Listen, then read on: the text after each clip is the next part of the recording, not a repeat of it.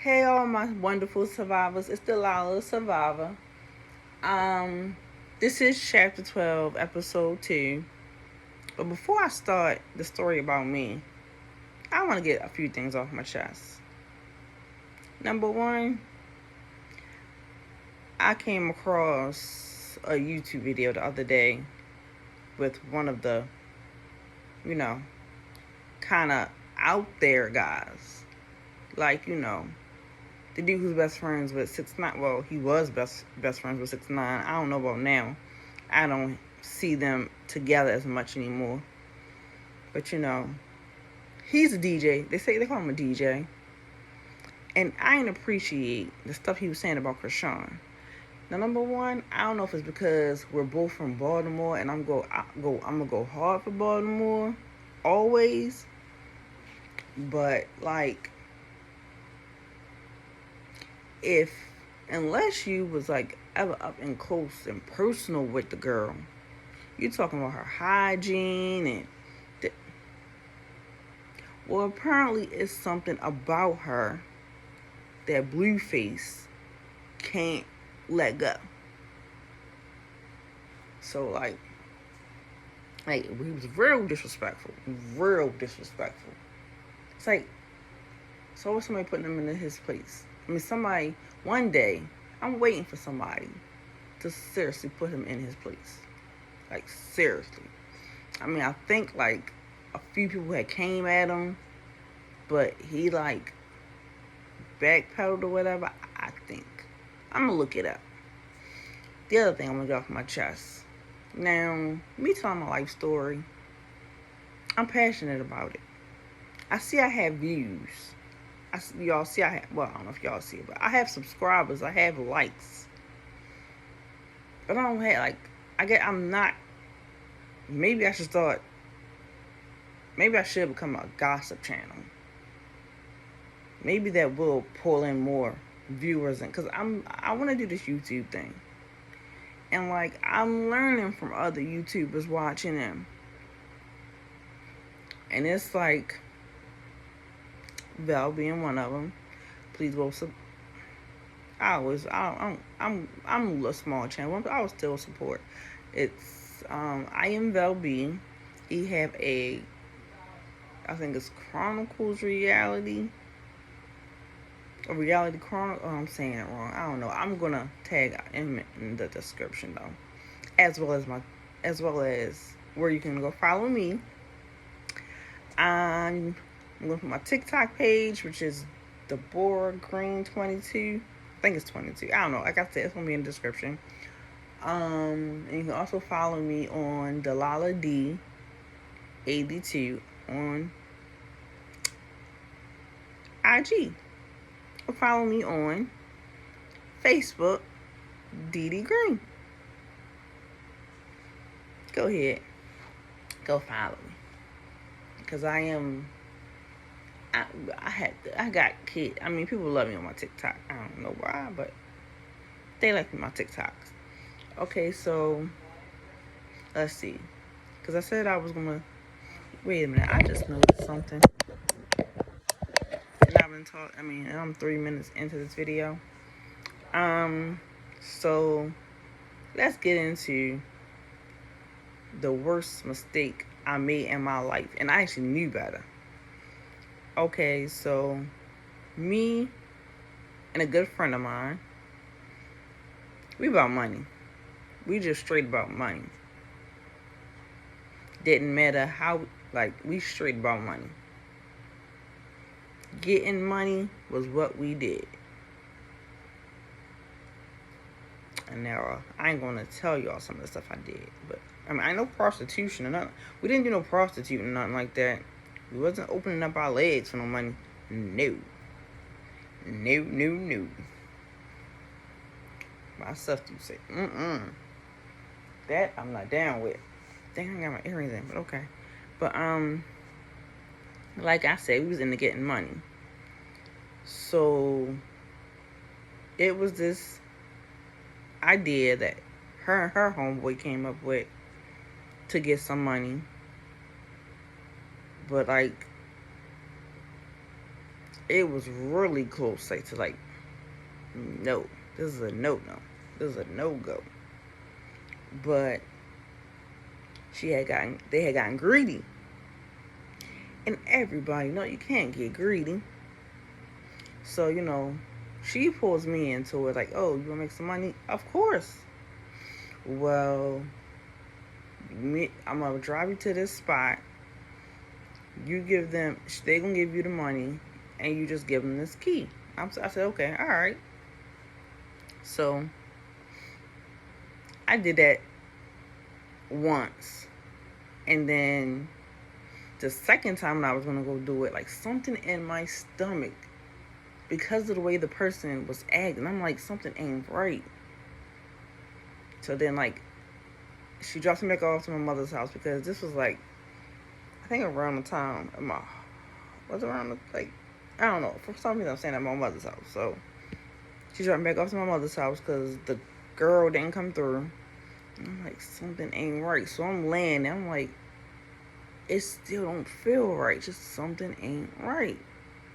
So she come pick me up the next day, because I'm like, all right, I'll go again. She come pick me up the next day.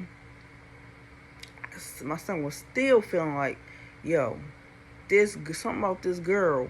No, it feels like a no. Like, she acting too weird. So I still end up, I'm like, all right, back. This is a week. Messaging her or whatever. And I'm like on 28th Street. Like, I'm sitting on somebody's steps waiting for the girl. And like I said, and my homegirl go around the corner. So I'm still feeling, I'm like, yo, it does not feel right. Mind you, this was around the time after I had one of my heart surgeries, because this was my first time I had a sew-in. And like, I was clearly obvious at the time, because like I had like the blonde, and like it was a brown, and I wore this hoodie that was like gray and white. And mind you, this is after the stroke, so my hand, like, I was definitely memorable, should I say. I was definitely memorable. So I'm sitting there, the girl pulls up. So I'm like, I stand up. I'm like, all right, what's up? And like, she was like, hold on, I gotta call my sister. What? Because the day before, she was like, we gotta meet today. Oh, I'm gonna spend this money. Girl, then do you. I was like, hold on. I gotta wait for my sister. So I'm sitting on the steps. Apparently, I'm not paying no attention. And I'll explain that part too. I'm not paying no attention. Because, apparently, an unmarked drove by me where somebody pointed me out. I didn't even see that part. I ain't even learned about that part till, it might have been my public defender. But I'm gonna get all that. I'm gonna tell you about all that. So, like I said, I'm sitting there. Next thing you know, zoom, zoom, zoom, cop cars everywhere. All in my face. I'm like, what the heck? So they talking to me or whatever. I pull my phone out to text my homegirl and let her know. They take the phone. They just zoop the phone on my hand. Now, they didn't handcuff me. I guess, they felt some pity about the arm or whatever. So they didn't handcuff me. But they escorted me to the backseat of the cop car. Mind you, they didn't tell me what's going on. They escorted me. And I looked down like, oh, shoot, that was the key was right there. And there was another guy on some steps. Like, maybe like 3-4 steps down the street. Later on, asked me about him. I'm like, I don't know nothing about him. But anyway, a guy down there. So, like, I'm in the back of the cop car, and mind you, I don't know what's going on. I don't know why I'm in the back of this cop car. I don't know why I'm even here. Like, nobody said nothing to me. So I'm not even handcuffed, so I ain't even thinking I'm in trouble at the time. So like I said, I'm sitting there. We go to some building. I don't know. Because then, they put me in this little room where I'm sitting there waiting. And then, like, they was detectives, because they wasn't in uniform. 2 detectives, I guess, comes in the room. Start questioning me about what we was doing or whatever. And, they asked me about my homegirl. I'm like, I met her online. Like, I'm lying. I'm lie till I die. So they was like, well, look, this ain't our first. The lady detective was like, look, this not my first time doing this. I know you lying. Yeah, and I'm gonna continue to lie. What are you talking about? So the officer that put me in the back of his car, after I'm done talking to them, he hasn't followed him. He was like, look, I tried to get, cause let me tell you, they went through my phone. They made me pull up my Facebook. I'm like, yo, they doing too much. And then, like, my phone blowing up because nobody heard from me. And I was getting my kids was coming that weekend. So, like, they let me answer the phone for my daughter. I tell her where I'm at.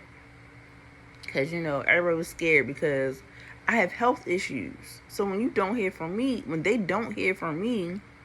like, they went crazy. Crazy to the point where I was posted on Facebook, like, have anybody seen my sister? And that, like, that's how scared they was. And, like, I didn't blame them because, like I said, I have health issues. Like, I passed out and they didn't know where I was. So they let me answer the phone for my daughter. So I explained the situation. So my daughter then tells my family, they're like, oh, okay, good. She's alive. She's all right. That part, they felt good about. But like I said, they made me go through they made me pull up my Facebook. They went through my messages on Facebook. Like I said, the guy who originally arrested me, well, I was riding in the back of his car. He was like, I pulled hard for you. I tried to tell them that I don't think you have anything to do with any of this, and you really have no part. I don't believe that you started this or you was a big player in this. He was like, but the prosecutor, whoever, the government, they were really pushing for me to do time or whatever, or do time or get in trouble. It was like, she gotta, no, she has something to do with it. Mind you, I really didn't. All I did was collect money and give a key. And this time I didn't even collect money or give a key. And it wasn't like I don't believe it was much money that I was collecting. I don't even remember really. But like, so I'm in the back of the paddy wagon. And once again, I'm not cuffed. But I'm in the back of a paddy wagon. Never in a million years I think I would be in the back of a paddy wagon. But I am. So I'm sitting there mad, like, really? Why? What's going on?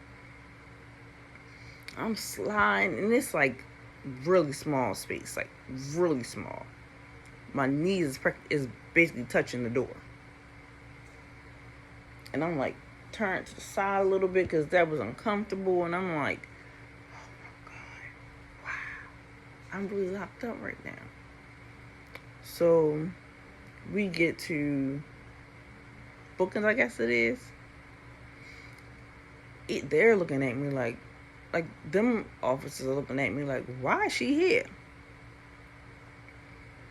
So, I'm asking about a phone call, and she's like, don't worry, we got you. So they make me do that cough thing. But, like, she didn't, like, really do the whole thing that, they really, really do when it comes to booking people. I guess because of the disability. She did do the cough thing, but that was it. And I didn't have to like, you know, I could have had something under my boob or whatever, but I didn't. But she didn't like really search me. It was just like, pull your pants down and cough. I did it. And then, when I finally got my phone call, the only number I could remember at the time was,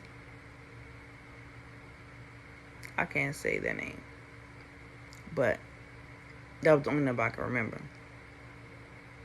Now, I could remember my mother's number, but I don't know why I didn't think to call my mother. I really don't. I don't know if I was scared because I know how my mother is or what, but I was like, I ain't calling mommy right now. But the only other number I could remember, I called, they didn't answer. And like, I don't know if it's because they knew it was a jail call or what. If they had problem with people, I wasn't sure. So I'm like, okay, I'm really in here. So it's not just me. I mean, I was the only one in the paddy wagon, but it wasn't just me that was being booked at the time. So she opens up one of the doors. The officer looked at me and was like, if you have to defend yourself, do you think you'll be able to do it? I look at her. I'm like, I don't have my cane. I don't have no kind of weapons. This is when just like the stroke had like just happened. Like I wasn't as used to it as I am now. So I wasn't even balanced right. I look at her, I'm like, nope. So then we go to another side where I was by myself. Number one, I really didn't want to be. I mean, part of me was happy I was by myself, but part of me was like, oh my God. But then, like I said, part of me was good because I could hear the other people on the other side or the other room, and they like crying, I want my baby, I miss my baby. I'm like, we know the consequences when we do wrong. I ain't lying. I'm not okay with what I did. I knew the consequences. I took the chance of what happened to me. I was mad because, I'm in this room. It's feces on the wall. When it's like the little window so they can see when I piss. I told you before a little bit something about it, and this is like the rest of it. I had to sleep. I used the toilet paper as for pillow. And mind you, it was like a little piece coming out the wall. That's what I slept on. Like my whole body couldn't fit on it. It was like I was hanging off, and the toilet paper was my daggone pillow. I'm cold, even though I have this serious jacket on at the time. It was my favorite hoodie at the time, and it's still cold to me. All right, they wake me up the first time. They take me to some little room. They was like, do you want to be represented? I said, yes. Because, you're supposed to see the commissioner or whatever. So they take me back to my little room by myself. The people, you still hear the girls crying and weeping and doing that. I was surprised, like, for this to be my first and only time. I'm not trying to ever do that again. But for this to be that time, I'm surprised. I was not breaking down. I was like straight G about it. I'm like, yo, I did what I did. I gotta deal with the consequences, basically. So they come and get me again in a small little room. This time it's me and this other girl. And like she had on a whole like body clear suit, I guess. She about told them she was cold. So they gave her this little thin suit thing, like You was cold, you still would be cold. But then, my public defender, she did her thing. I got out on my own recon. I was like, yes, get me up out of here. Then they take me to another room where they got my property. I didn't even know. Thank you. I didn't even know I had $20. I had carried $20 on me. I mean, my mother always told me carry your ID. And she always said make sure you carry your ID. I don't always carry. Well, basically now, since now I'm carrying now that I'm carrying bags all the time, I guess you could say, yeah, I'm carrying my ID all the time. And it's up to date. It's not expired. But I do carry my ID all the time now. But now I tell myself too,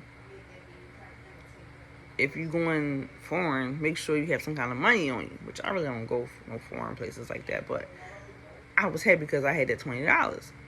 So like I said in another video, as I'm standing there, they talking about a bed bug outbreak.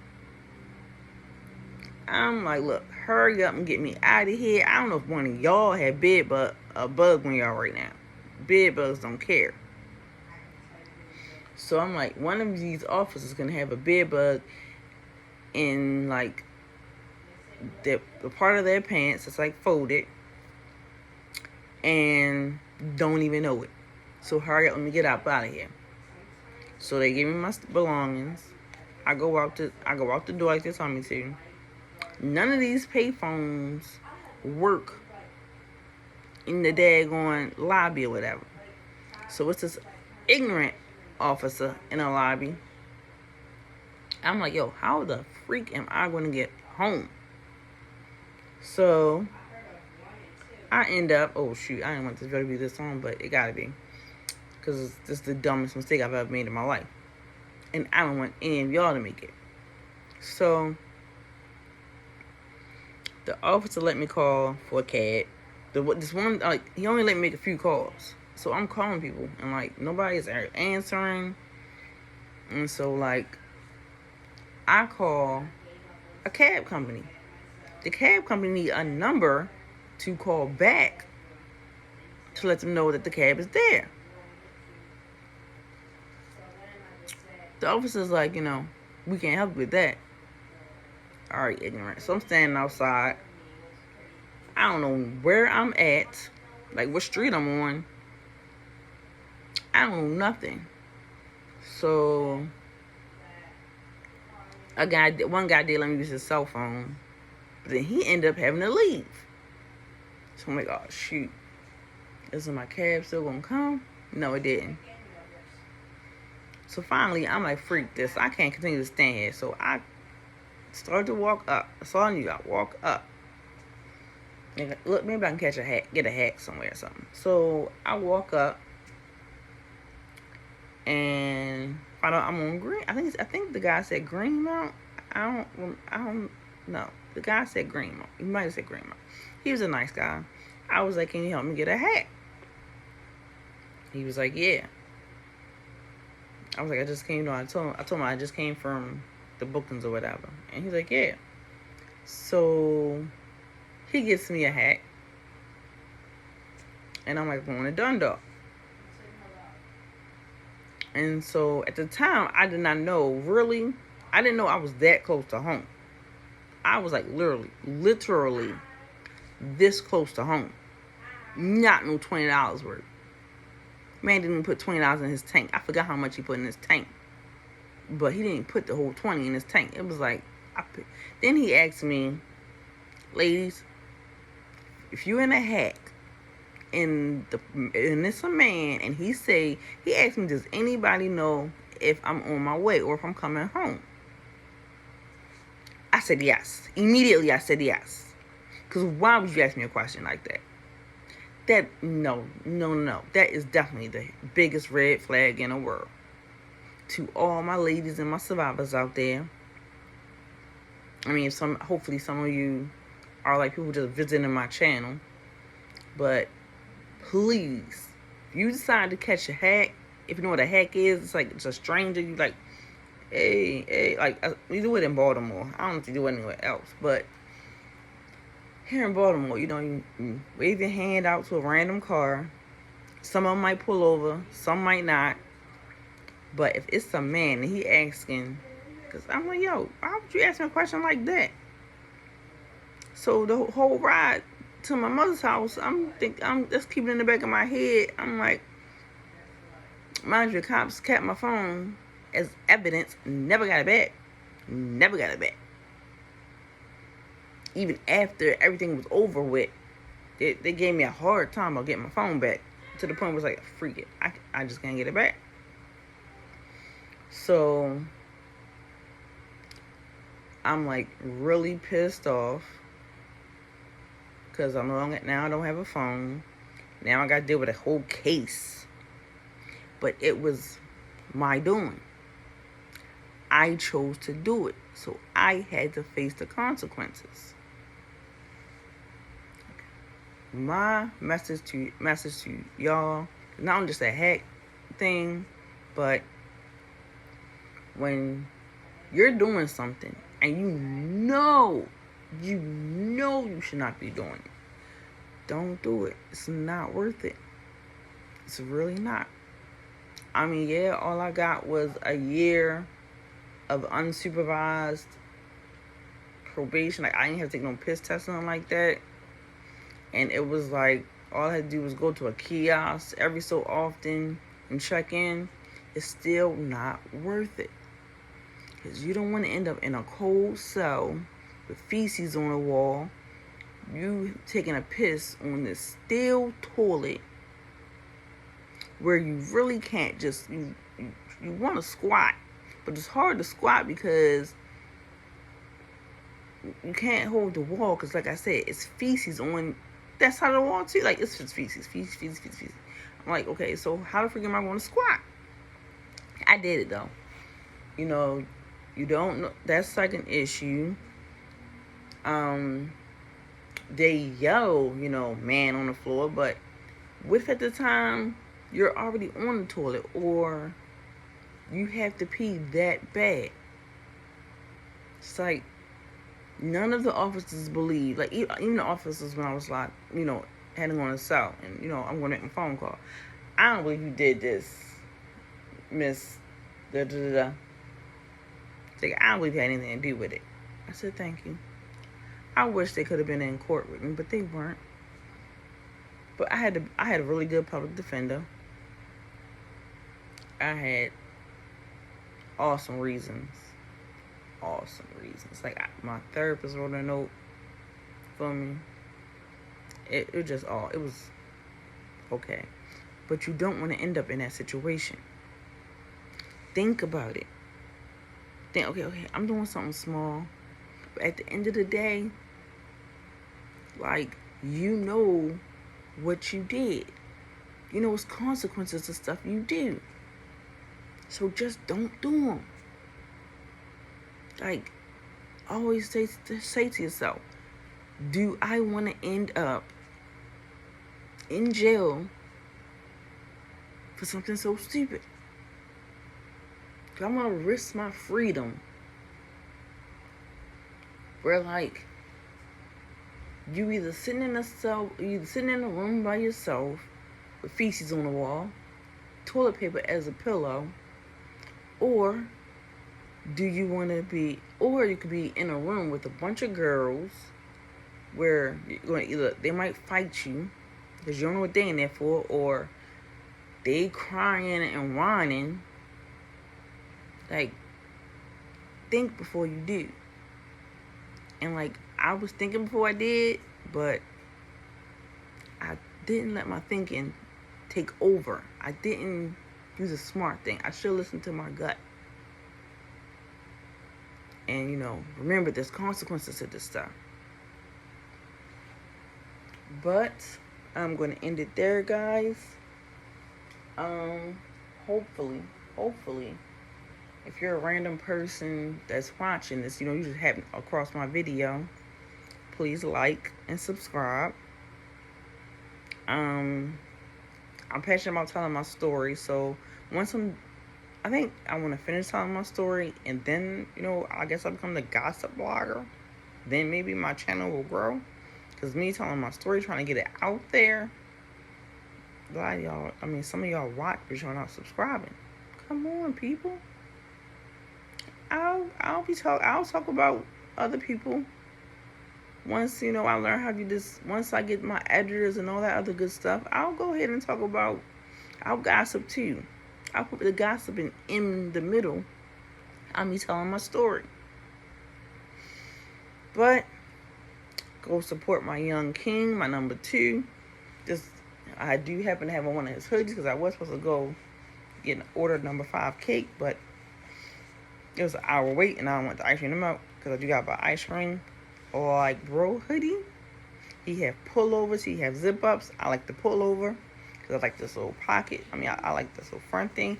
He have windbreakers with his little anime that he designed. And, they have the little pocket in the front. He has t-shirts with the anime. He has t-shirts with the like bro or just water stuff.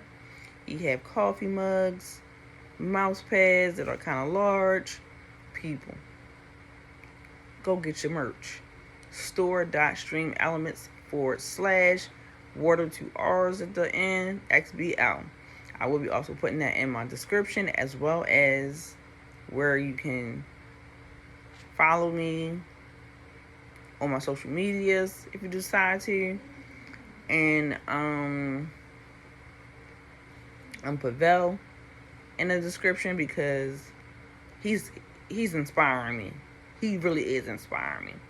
So please subscribe to him. His videos are awesome. Love watching him. I love his content. If you want to donate, because this YouTube stuff really do cost money. I didn't know YouTube, it costs money. If you're going to do your own edits and stuff, it costs money. I don't know. I haven't tried it on the computer. Maybe I should try seeing what the computer like. But I record on my phone. But like I always say, just like water in the sun, I'm out of here, coach.